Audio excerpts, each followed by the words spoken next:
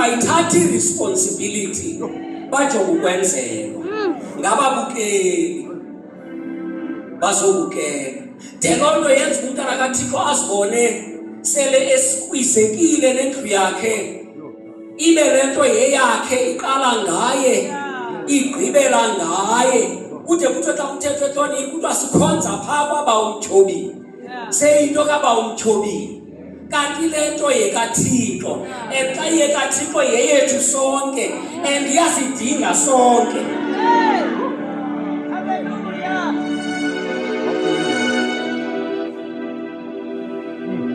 Ndiyachukumiseka xa kufikwa kumba wokudlala indima, ngoba xa sithetha ngokunikela kahle xa sijonga isibhalo malunga nomnikelo, asithethi nje ngemali, futhi asithethi nangomlinganiselo othile wemali.